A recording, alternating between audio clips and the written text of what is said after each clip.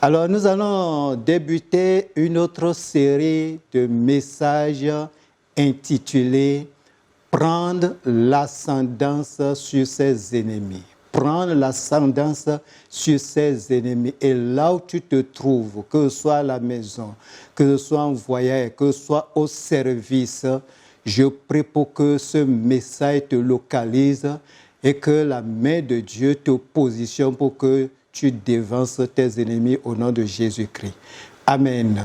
La bénédiction de David lui a apporté des problèmes, des difficultés.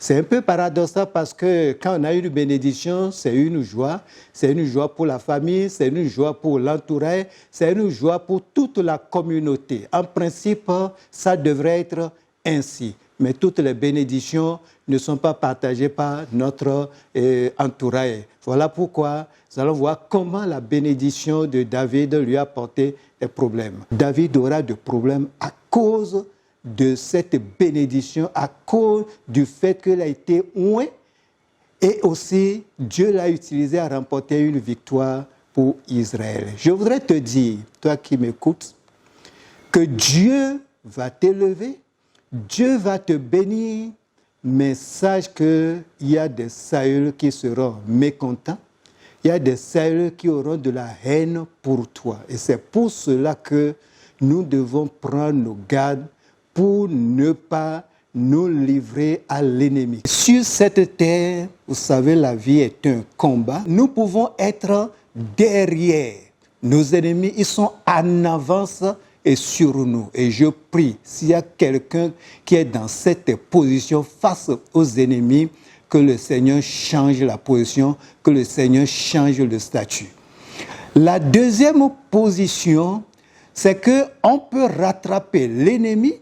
On peut évoluer avec lui côte à côte. Il te donne des coups, tu lui donnes des coups. Il te renverse, tu le renverses. Mais ce n'est pas encore l'idéal, ce n'est pas encore la place qu'il nous faut en tant qu'enfants de Dieu. Et la troisième position, c'est quand vous arrivez à rattraper votre ennemi et vous le dévancez. Vous ramenez tout ce qu'il vous a pillé, tout ce qu'il vous a volé. Vous prenez tout et vous prenez de l'ascendance sur lui. Je prie pour toi dans le nom puissant de Jésus de Nazareth. Toi qui es en arrière, tu es en train de pleurer. Toi qui es en arrière, tu te lamentes parce que l'ennemi a de l'ascendance sur toi.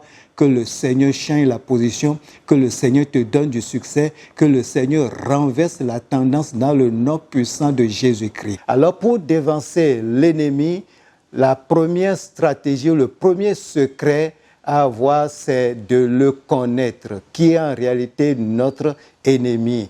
Qui est-ce qu'il est? Comment peut-on le connaître? C'est les Saintes Écritures qui nous parlent de notre ennemi, le véritable ennemi. Nous lisons dans Éphésiens chapitre 6, épître de Paul aux Éphésiens chapitre 6, versets 10 à 12. Généralement, nous nous trompons de la connaissance de notre ennemi. Nous pouvons voir un opposant physique, un opposant direct qui est notre semblable, un homme comme nous, et nous disons que c'est notre ennemi parce que c'est lui qui est utilisé et pour nous combattre, c'est lui qui est utilisé pour mal nous parler, c'est lui qui est utilisé pour mal agir contre nous. Mais le véritable ennemi, la parole de Dieu, et nous le révèle, il s'agit de Satan. Et le premier combat qu'il livre contre nous, c'est de nous empêcher de voir la face de Dieu. Nous devons refuser d'accepter toutes ces avances. Dieu a disposé pour nous la voie du salut. Et cette voie, c'est Jésus-Christ qui est venu mourir pour nous sur la croix de Golgotha. Et il est dit que si nous croyons en lui, nous aurons la vie sauve. Peut-être l'ennemi t'a empêché d'accepter cette parole, de croire en Dieu. Il t'a fait douter de la voie du salut préparés par Dieu. Il y en a même qui pensent que l'enfer n'existe pas. L'enfer existe. Le témoin que nous avons, l'illustration qu'on peut faire, c'est que même ici, sur la terre, nous avons des lieux de punition pour les voleurs et pour ceux qui se comportent mal dans la société. Et là, c'est la prison.